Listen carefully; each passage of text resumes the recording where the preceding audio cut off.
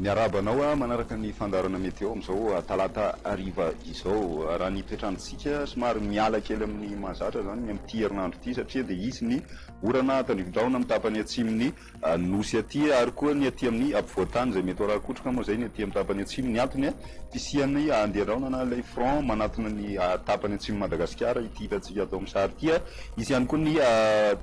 dépression zany ny tenenana azy ato amin'ny canal de Mozambique zay matanjaka fa mitondra ny orana tandrivindraona aty amin'ny ampovoantany mandritry ny herinandro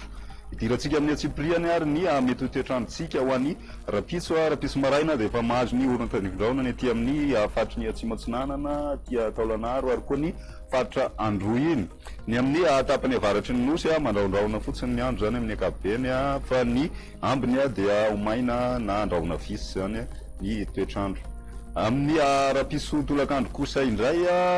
toetra ny orana zay mety hoarankotroka aty amin'ny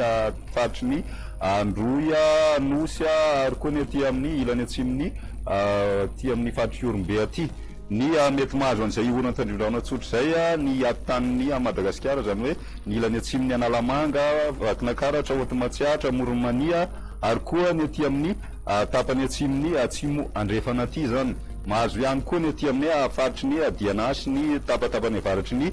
faritry ny Sofia aty ho an'ny rapiso tolakandro ny ambiny mandraona mitsitokotoko ny aty amin'ny ampovoan'ny Melaky sy Bongolava aty fa ny ambiny moa zany dia andraona vitsy na ibalika ny masoandro indrindra ny morotsiraky ny Mazengana ny maripana voavinavina ho an'ny rapiso dia tsy dia misy fivana firy raha tamin'ny androandroany manodidina ny 2 ka hatramin'ny 4 ny maripana ambany indrindra raha ny aty amin'ny ampovoantany ny morotsiraka ihany koa tsy dia miova firy raha tamin'ny androandroany ny maripana ambony indrindra kosa mety ahitana fidinana tsikelikely ny aty amin'ny tapany atsimo satria dia ho tafidina hatrany amin'ny 7 ny aty Faradofay ary 7 ny any Tuiliarany ny aty morotsiraka avaratra andrefana moa zany dia mbola mafana hatrany 5 ny any Boeny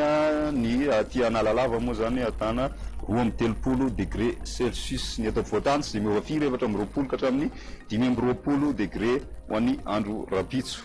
amin'ireo tanan-dehibe ivelany Madagasikara kosa indray dia hitantsika orana tandrivindraona any Paris fandimby kosa ny raona sy ny masoandro any Nairobi sy Johannesburg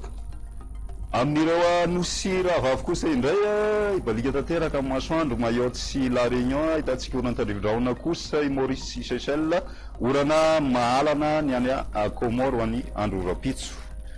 izay no masaka azona roso tamin'ny ty takariva ity manasana ohatrana anaraka ny meteo veloma tomboka